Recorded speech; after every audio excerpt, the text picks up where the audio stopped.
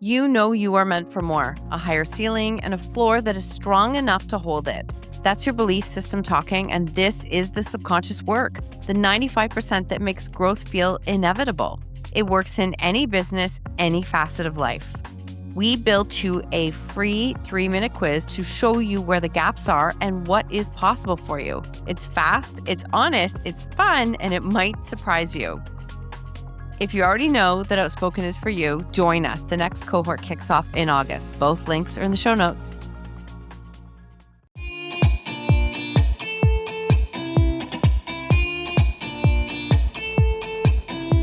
Welcome to the Own Your Choices, Own Your Life podcast. You've landed in the right place to learn how to own your story, release subconscious beliefs, rewire your mind, and step into the impact you know you're here to create. Through Outspoken Publishing and NLP certifications, we share the tools and subconscious shifts that expand your voice, your message, your confidence, and your leadership. I am your host, Marsha Van Weinsberg, NLP trainer, speaker, author, and publisher. I am thrilled you are here. Let's get started.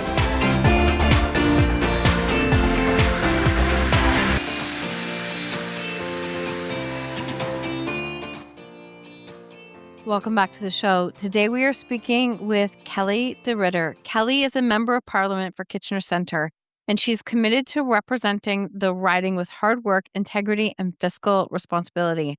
With a technology career as an automation and engineering project manager, she understands the community's innovative spirit and aims to bring meaningful change to the area.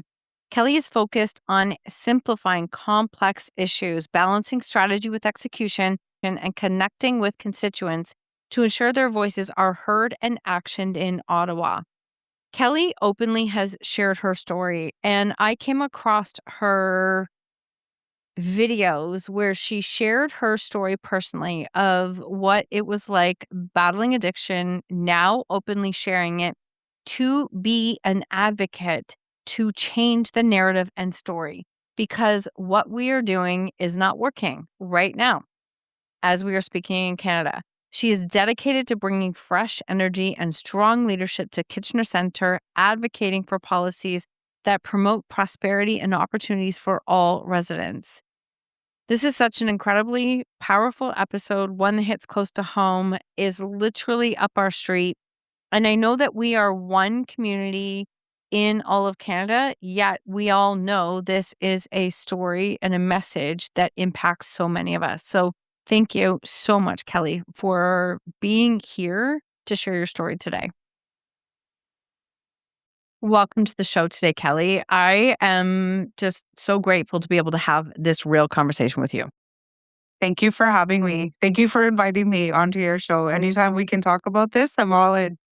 I know. I heard you on a YouTube video, and we probably get, I joke, we probably get 20 to 25 pitches a week to be on the show.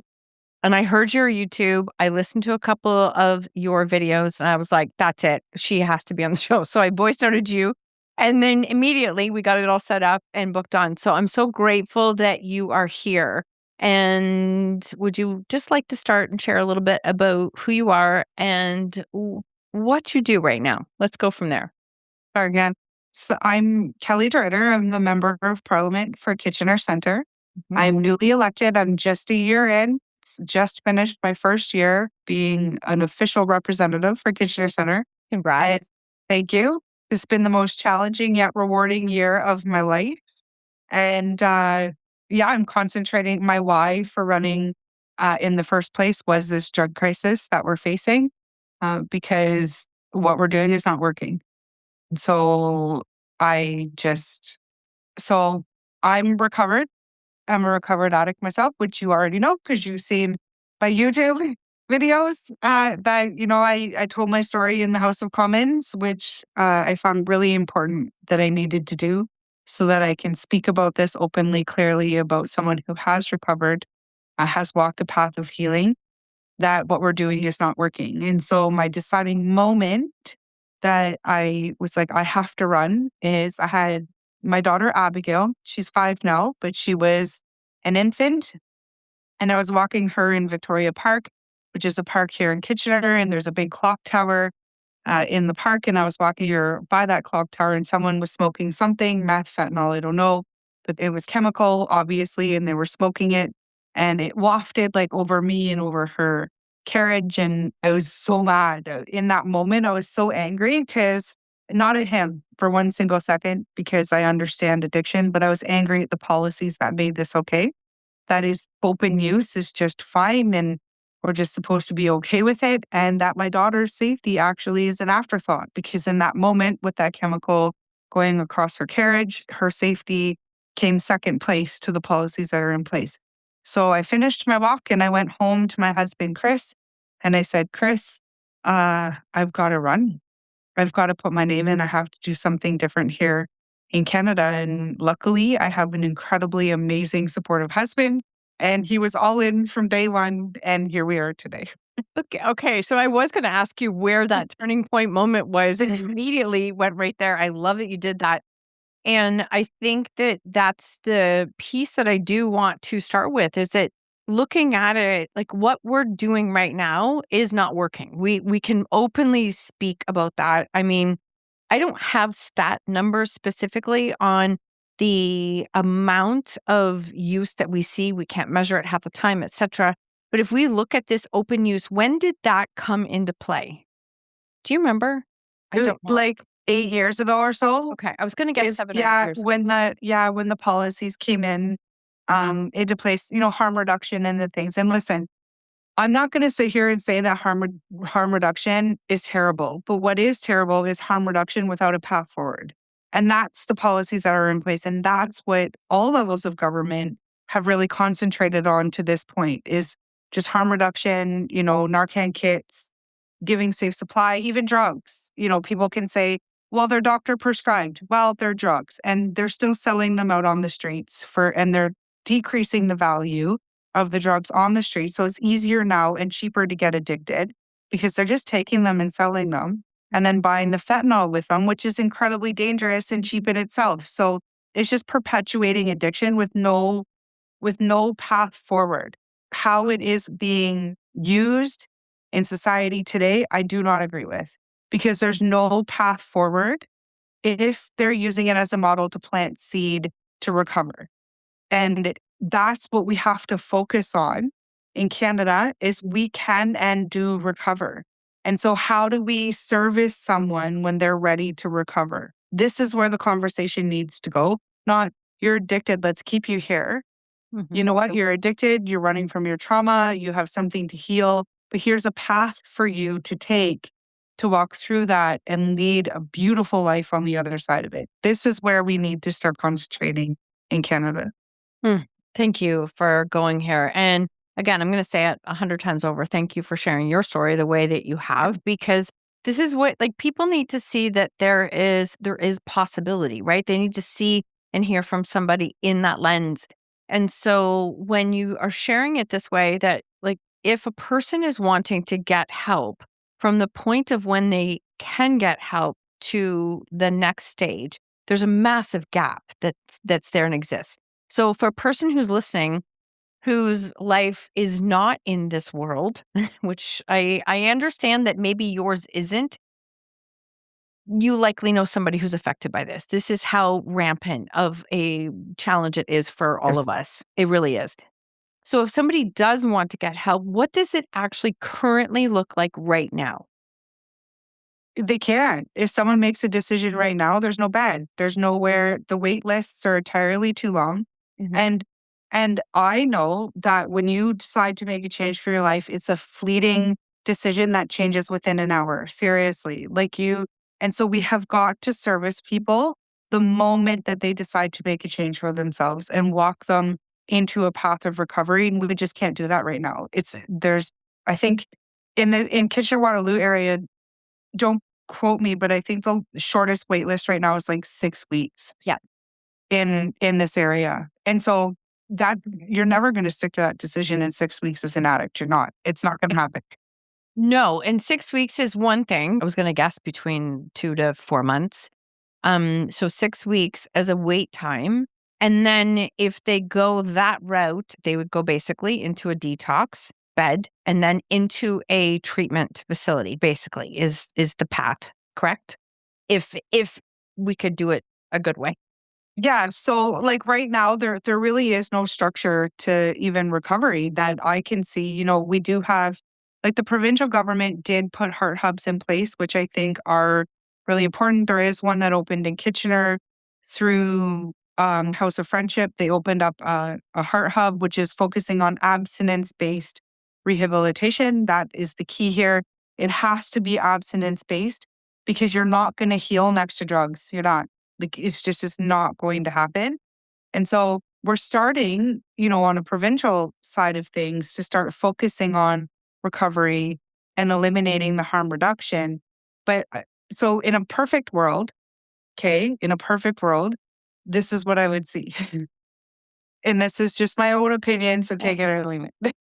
Okay, is that we meet people where they're at. That's incredibly important to meet people where they at and then plant seeds. Plant seeds of, you don't have to live a life of trauma anymore. That there's a beautiful life on the other side of addiction. You just have to heal from your trauma. And yes, it isn't going to be easy, but there's a path for you to do it. And you're going to be supported and you're going to be loved. Meet people where they're at. Plant those seeds. Then when they make that decision for themselves, then we service them immediately. So the minute that they decide, you know what, I'm ready to change my life, then they go to a detox center. And then in that detox center, they have medical care, they have mental health supports, they're stabilized, they go through withdrawal. That's the hardest piece. I've even pitched to the provincial government as well that potentially they could have a loved one could take compassionate care when someone walks into detox because we can support someone if they're going through cancer. Maybe we should be able to support someone walking through at least the detox component of recovery. And then after they're stabilized, detoxed, medically supervised, then they're transferred into very community-based, abstinence-based rehabilitation program. These programs aren't a one-size-fits-all. The person would be assessed on their need, on their goals, on where they want to be, and then a plan would be made for each specific individual on their healing journey. They're again supported with mental health supports, counseling, psychology, whatever they need, getting on the proper medication that they need to regulate potentially their minds, and then learning life skills, doing it with people that are also doing it. You're building community, you're all doing it together. And then they would transition, after that program's completed, they would transition into transitional housing where you're paying just a little bit of rent. So you're getting used to paying bills and doing all the things, but you're working, partner with companies that want to give people a second chance. I know lots of companies out there that would love to hire people giving them a second chance. And then you're working, you're saving some money. That would be a specific time frame in the transitional housing piece. And then you're off into your own place, your own apartment, your own, you have enough money for first and last, for some furniture, pots and pans, whatever's required for your own life. And then you're off and doing your own thing and just being a regular member of society, healed, happy, healthy, and drug-free. That would be a Ideal. world. Yes. That would be ideal. Yes. And Yes. I love the plan as you're saying it. And I know where we are right now in a sense. Like again, you and I had a long conversation before we even started recording. We're in this space, us being like 8-ish years ago when things started to become legal and available. And I remember somebody saying to me, like, you must be so happy about that. That'll make it so much easier with your kids. And I'm like, what? Like, no, it doesn't. I remember saying, well, if you're actually going to take that money that you're making and turn around and put it into helping with services for people to get clean, to be able to do something. But we all know that's not what we've seen. And so I think there's still a lot of misunderstanding or misconception when it comes to dealing with addiction and what it looks like. And I know that, my family, we are very average looking for what people who do feel that, like, we want to believe it only happens to certain families, and that's not the case. It's not the case at all, is it?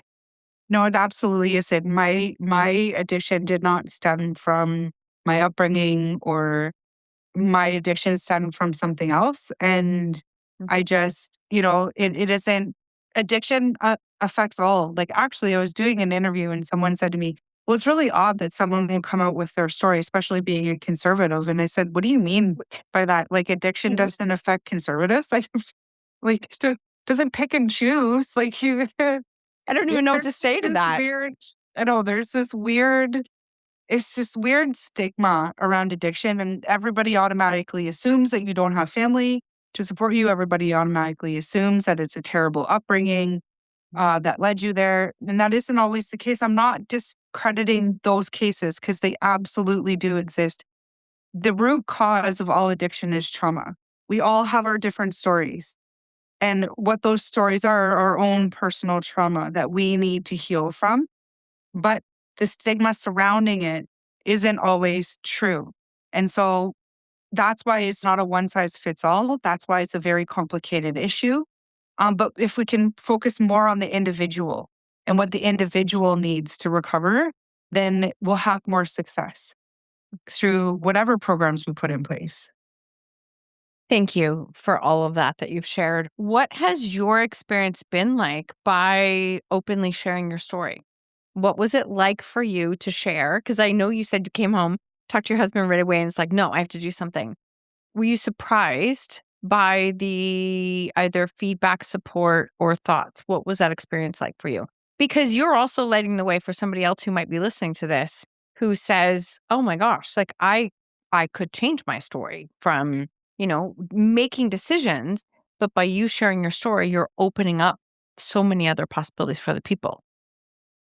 Yeah. So, before I came out with my story, I wasn't sure I was going to be honest. I really had, I had it in my mind, yes, but it's scary. Like, It is. like, it was scary. I had all sleepless nights before I actually did my speech. I had it planned. I said my speech 75 times at least to try to get through it without crying.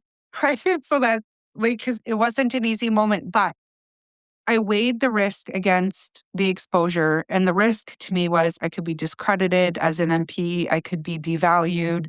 I could be looked at differently because I had my own struggles. I could be judged. But that's exactly what I wanted to end. Is this is the stigma behind it. So I can't hide from that then, and I have to do it. Mhm. But what gave me a lot of courage to do it though was I did sit down with Pierre and told him my story once I was elected. Yeah. And the support wrapped around that. And he said to me, if you ever want to share, it would be your choice and I will fully support you. Cause I had mentioned I might, like, I don't know. I don't know what I want to do. I don't know what's going to happen. I might. And he said, well, if you choose, just know you'll be supported. So, that meant a lot to me to be, I knew that my caucus and my leader would support me in the decision. I knew my husband and my mom would support me in my decision, which is just as important. I had conversations with them as well. And then I decided, in order to end the stigma, I've got to stand in front of it. And so I have to share my story by standing in front of this stigma and say, we can and do recover. And there's a happy, healed, beautiful, big, I'm a member of parliament, big life on the other side of addiction. You just said something there that just hits so like big is like in order to end the stigma, you have to stand in front of it. You can't stand behind it. Like that's a mic drop moment. Seriously. That is such a big message. I love that you were supported by so many people and how, yes, the support is there and you continued to do this work and be able to, be in a space where you can share. I love that you were supported by Pierre. I think that's fantastic. I really do because, again, these stories are affecting so many of us that we need people having these real conversations. Something else you mentioned to me earlier was, is it C240? Yeah. Bill C. Can you tell people about that, please? Sure. So the reason actually I decided to share was because I got an opportunity to put in my own private member's bill. which is Bill C-240, which is introducing rehabilitation into incarceration. And so what it does is there's there's programs that exist today for, mental health supports or rehabilitation programs in incarceration, but there's no real accountability for the institutions to follow a plan that would be required for a specific inmate. So when it becomes judge prescribed, it puts accountability on two sides. It puts it on the institution to provide the supports that are required to complete the plan, but it also, the inmate can choose whether or not to partake in the plan themselves, but the parole board will look at whether or not they have. And so my message is through this bill is when you're federally incarcerated, you have 2 years plus a day. Mhm. That's what your charge, you've been found guilty and your sentence is 2 years plus a day. So if you're going to spend time in jail, that's a significant amount of time in jail. If you're going to spend that time there, why not focus on yourself? Why not get a different skill set? Why not get your education? Why not heal your trauma and, walk through the supports you need to heal that trauma? And then when you come out, you can potentially have a different life for yourself. And so why not, instead of just serving time to serve time, why don't you serve time and focus on yourself? And so that's the goal of this bill, is to have people break their cycle, turn their life around. And when they're able to come out, that they do something different. Thank you for sharing this. And I feel like you caught almost a gap that I'm almost shocked it wasn't there. So rehabilitation in incarceration was not something that was, say, not judge ordered before then, or not accountable for it to happen. So we're almost listening to this and I'm like, how is that not done before? Like, I don't even understand how that would not have been. So thank you for seeing that and for bringing that. So what's involved with bringing this bill forward and actually getting things in place for it to happen, or is it happening now? Yeah, so I've tabled the bill and we've already walked through second hour of debate. So what that means is once it goes through second hour of debate, that it actually gets a vote in the House. Okay. It passed unanimously in the House of Commons, all parties. It passed unanimously, and now it's going to be reviewed in committee. It's going to justice. They're going to scrutinize it. There might be some amendments to it, and then it'll come back to the House, and then we'll debate again, and then we'll have another vote. And then that process happens again, and then it goes to the Senate if it passes. And then once it goes to the Senate, the same process happens there. And then if it passes the Senate, it comes back, and then it'll get royal assent, and it'll become law. Okay, thank you, because I had no idea. It's a process. I figured it was a process, but I do feel like you found a gap in a sense that, Yeah. that is something that if a person is incarcerated, how can we ensure that they're also having an opportunity to come out on the other side to be able to become a part of society in some way, shape, Yeah. or form? Yeah, absolutely. So since it passed the House first stage unanimously, I have a lot of hope that it's going to go the full way. We'll see. We'll see what happens, but I'm going to keep hope that it's going to go the distance. And it was a really good indicator for me. I also think that there's temperature for change in government. I really do. Everybody can look around and see that this just is not working. Every single community, there's 343 seats in the House. And I don't think that one person who holds one seat in that House can't walk out into their community and see that we're getting impacted by the policies that are in place today. So I think there's temperature for change. It's just not working. We have to do something different. Very well said. Temperature for change. I was trying to figure out the best way to say it. You are correct, because in my opinion, we just didn't see this even 8 years ago. Before No. COVID, not to this degree, not even close to this degree. And I know all cities have it. I know that that's not a we have a certain area here in Kitchener that it's rampant, and it is definitely an issue. So I think there comes time that, I'm an entrepreneur, so I always look at things through the lens of a business owner, that I have to audit my stuff on a regular basis, what's working, what's not. And sometimes it's very obvious that something's not working and needs a different solution. So along that same lines, I'm not making light of it, but I'm saying what you're doing Oh, is you're okay, looking great. at it, right? And saying that you're right, we don't have to. We were in Europe 2 years ago in Finland, of all places. And we were there. It was like, okay, so what is happening here that's not happening at home? Because we were there for 10 days and I saw one person that I think might have been homeless. I'm not sure. But there was no encampments, nothing. So I'm like, we're not doing something right at home. That I can say for certain. I don't have the full answers, but as somebody who witnesses it and sees it and somebody who lives it in our own family, it's not working. Yeah, absolutely. It's just not working. And look, this is an elephant. That's what I say. Like this crisis is an elephant, but we just got to take one step at a time, Yeah. one little piece at a time, to break it down. And we can do that through legislation. We can do that through all levels of government working together. I think, you know, what I've seen myself is that it's kind of like a hot potato. Well, this part is federal, this part's provincial, this part's municipal. Well, okay.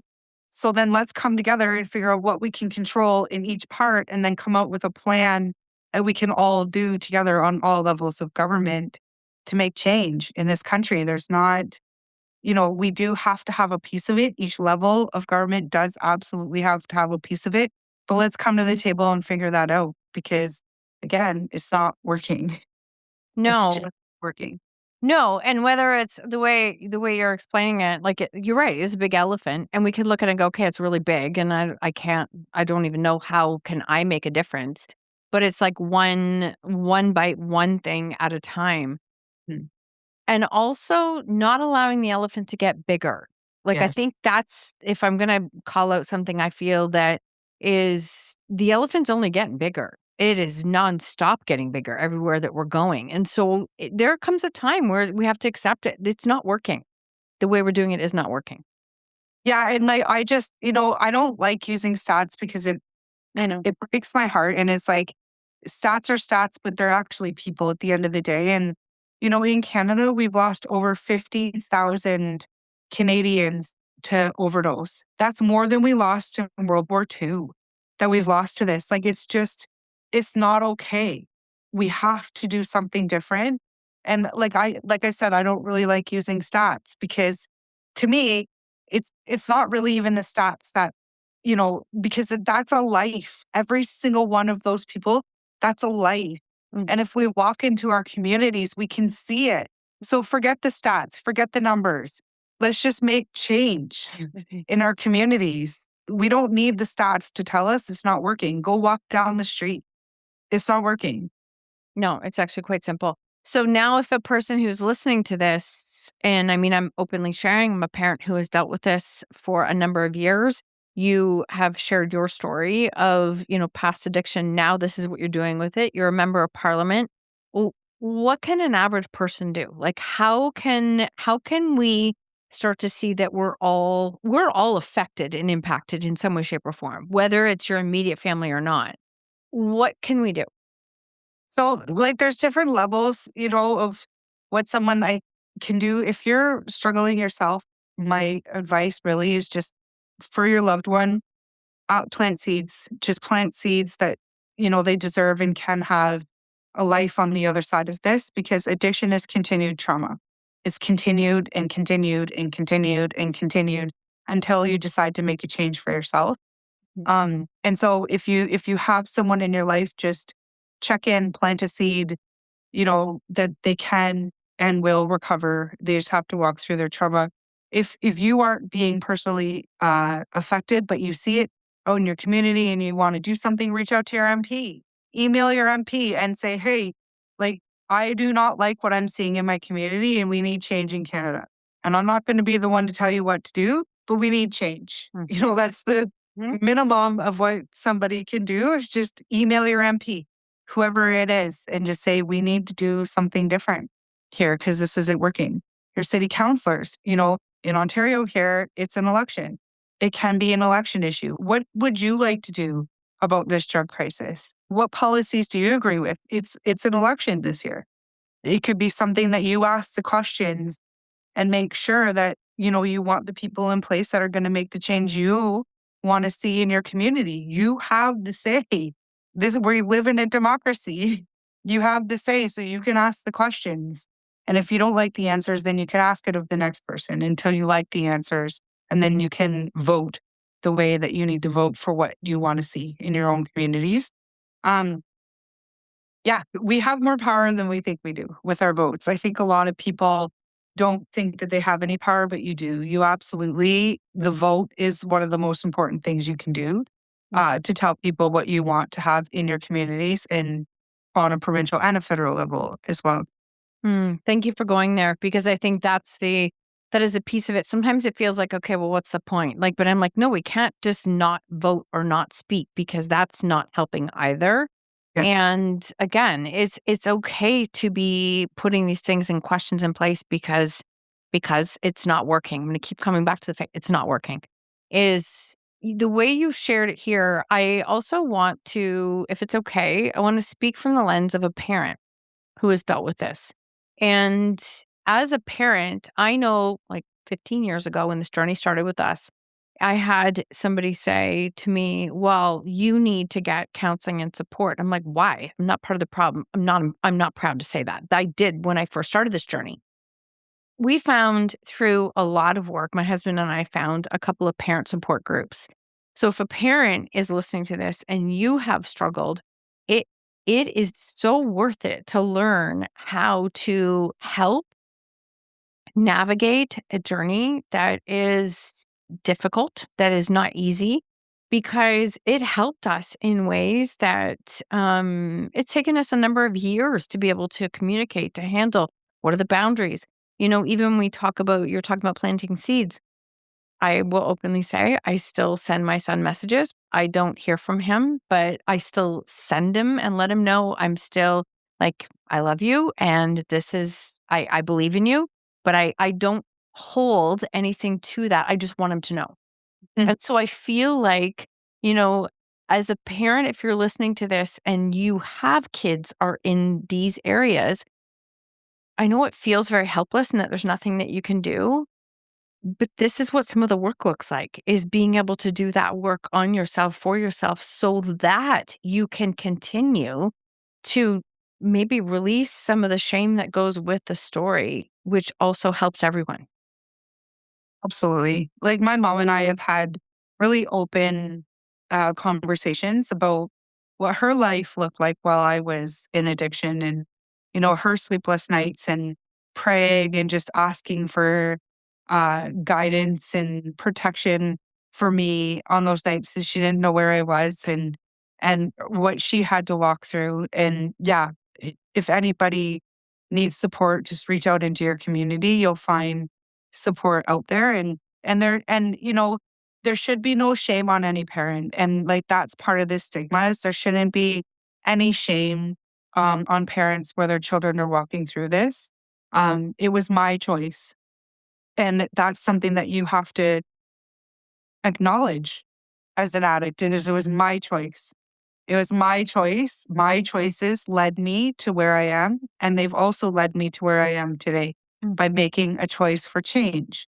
And so all of our trauma is different. All of our stories are different.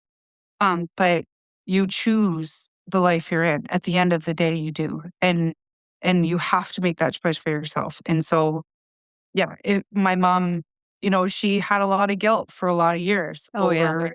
over, the path that I had walked. And I had to tell her, Mom, it had nothing to do with you. It literally had nothing to do with you. It had everything to do with me and my choices. And then eventually I apologized, of course, for, what I put her through in all those years. And yeah, and we can openly discuss it now and be okay. That's awesome. Honestly, it is. I think I can't remember exactly how my husband says it, right? It's a family disease. It's not and family is, and it affects a lot of us. It's not one Yeah. person. And so whatever your family might look like, but it is. And going to some of those spaces, I'll tell you, the first time we walked into a parents group, I bet you at least 13 plus years ago, the first time we walked in, I was so afraid of like the shame piece. And I had carried a lot of shame because I just couldn't understand what I did wrong. That's what I felt. And when we went to this parent group, I remember walking in, it was like a Tuesday night in one location that I could have picked out of probably 10 that were running. and then the room was packed. And that was a moment of I went, whoa, this is like, whoa, this isn't just a me problem. Like I thought it was. And so by getting into some of those situations, you can open up and be able to see that you're not alone in the journey.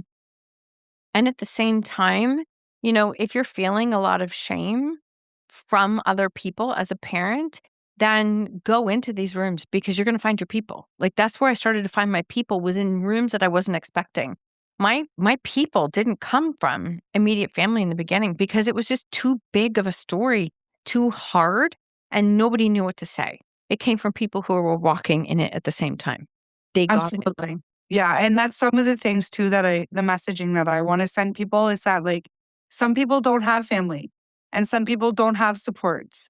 And those stories are out there too. Absolutely. Those people are out there too. But when you walk into your healing journey, you will find your people. You will find your people and they will be with you and they will be your family. That's part of the messaging. Don't let it stop you because you think you have no one today, because you will find your people. Thank you for going there. Thank you for going there because I feel like that is so important. When I hear you speak and what you're doing, you are really working to change like the narrative of addiction and really trying to change the whole story. And that can impact so many people along this process. And I thank you for sharing the way that you have. Um, is there anything else you want the average person who's listening to this to know, to hear, anything that you want to leave them as a message that is important to you? I guess two things. Number one is that people can and do recover, and when they make the choice to do so for themselves. And so that's how I'd love for people to start considering addiction moving forward, is focusing on recovery, not keeping people in the clutches of addiction just because they're addicted and so they're addicted, let's keep them there. No, let's find a path to recovery. That's, the first piece. And the second piece is, if anybody happens to be listening to it that doesn't want to take that first step, just take the step. There's a big, beautiful, happy, healed, beautiful life on the other side of addiction. Just take the step. One day, one step at a time, and you will find your path to recovery. And trust me, once you're through it, it's amazing. Just get through it. Thank you for all that you just shared there. And I know that, we are speaking on behalf, we've got provincial, we've got federal, we've got all of these pieces that are happening at the same time. Something that we discussed earlier, you and I did before we started recording, was about some of the different models that are available. And I just wanted to ask, because I didn't know this, but in Vancouver, for example, there is like sober living houses. Okay. Is that something you would love to see as part of the process here? Yeah. Can you just tell people what that is? So I just, at the end of the day, is that we have social supportive housing right now, but they're not sober living. And so there's a couple of things with that I personally disagree with. Number one is, if someone's on disability or, a senior, that we're seeing more and more seniors in today's day and age needing supportive housing, which is incredibly unfortunate in itself. But seniors are needing the supportive housing, and then they need to feel safe and secure in these houses. But when there's drug use and these other things happening, that's not okay. It's not okay to have both of these lives in coexistence together, because this isn't a life that those people had chosen. So they shouldn't be subjected to have to live in it. Number one. And number two, like I said before, you cannot heal when drugs are in front of you. You can't. It's impossible. You do not have the strength in the beginning to make that choice for yourself if it's continually placed in front of you. I relapsed 13 years after I became sober because it was literally in front of me. Luckily, I had enough healing and enough time that the next morning was more shameful for me, honestly, than anything else. And I was never going there again. But like, if I had done that in the process in the beginning, then I would have probably fallen back in, and it would have been an extended time frame before I had chosen it again for myself. So like, you cannot have drugs present when people need to heal. And this lifestyle, this is a dangerous lifestyle. Again, it's wrapped in trauma. There's different things happening besides just drug use that is a part of this lifestyle that people who don't choose it shouldn't be subject to because they need those same social supports. And that's why I don't agree with having, I guess, wet housing in social supportive housing. I think they need to be dry housing. Mm-hmm. I thank you for going there. I was hoping that you would. I'm glad that you did. And just again, for being so honest and sharing that, you can't heal when there are drugs there. That is not going to, and it's not a case of willpower, of ability. No, It's none of those things, right? it's none None of of those those things. things. No. It's a whole different beast. It has nothing to do with willpower. You can tell me all day long, well, you can have willpower. No, you can't, because you have to walk through your trauma. Like, you have to heal what's driving you to addiction, and that doesn't happen in one day. And until that's healed, you're not going to make the choice for yourself to not do it. Like, it's just not going to happen when it's in front of you. You have to make that conscious decision for the rest of your life to be away from it. I relapsed 13 years after because it was in front of me. I have to make decisions and choices in my life that it isn't there forever. That's a forever thing. That doesn't ever go away. I'm okay with that. Mm-hmm. I'm 100% okay with that. I'm aware of it. And I do still make choices today that I probably shouldn't go there. No, so I've interviewed a number of people who have come through jail, who've come through different, like I have interviewed so many different stories. And there was one in particular that's sitting in my head right now, and he just said, I asked him, I think I asked him how long he's been sober for. And he said, I only count in days, like every day is a day. And he said, because it would be every day I could make a fork decision in my road that goes this way or this way. It's that simple that it could be.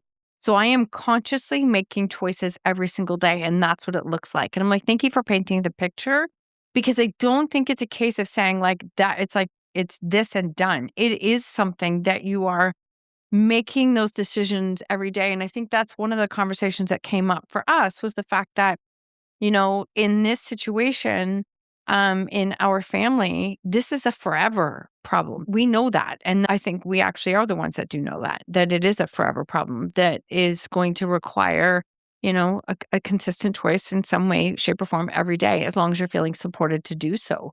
But it is a forever problem. But I don't want people to feel hopeless in that, though, No. too, because after more time and after more healing and after those decisions Easier. become easier as time goes on. So it's not a hopeless forever. It's just a forever. No, thank you for clarifying that and for saying that. And I appreciate that, because I do want to say that. And when you start to make some of those choices, you're around maybe different people. That makes it a Yes. little bit easier to make some different choices, right? Every Yes. day. Absolutely. Amazing. Amazing. Thank you. Honestly, I thank you for answering my DM. Thank you for connecting Yeah, thank you. and thank you for being honest and sharing your story first, because somebody did send it to me and I was like, oh, gotta definitely have to reach out to her. And you said something in that, like, that we're really here to talk about the stories that people don't want to talk about. It's the only way we're going to create change, is we have to start to normalize some of these difficult stories that are important to share. Where can people connect with you, find more about you, anything that you want to share of the best place for them to connect with you? So you can email, if they want to connect with me, they can email my parliamentary account, which is kelly.derridder@parl.gc.ca. Mhm. If you want to follow me on socials, Instagram, Facebook, it's Kelly DeRidder MP on there. And I also have YouTube that has all of my work in Ottawa. Everything I'm doing, I have a lot of videos up. You do. I binged it for a bit to prepare. You do. Good for you. I do. Yeah. And so that's Kelly DeRidder MP as well on YouTube. So just Google me and follow my socials. And then if you want to get in touch, my email is best. Thank you so much, Kelly. I do have one more question that I always ask everyone, and it is, what lesson in life are you most grateful for? What lesson in life am I most grateful for? Mhm. Um, that I'm in charge of my own mind, Ooh. that I'm 100% in charge of my own mind, my self-worth, everything is related to my own mind, and I'm in charge of that. That's the greatest lesson of my life. Thank you so much for being here and for sharing. I'm so grateful that our paths have crossed. Thank you so much for having me. Me too.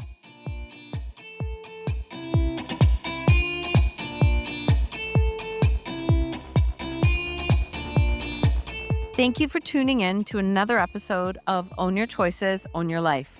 I invite you to tag me on social media with your takeaways or share it with a friend. If you feel called, please leave a 5-star review and I would be forever grateful. Until next time, remember, when you own your choices, you own your life.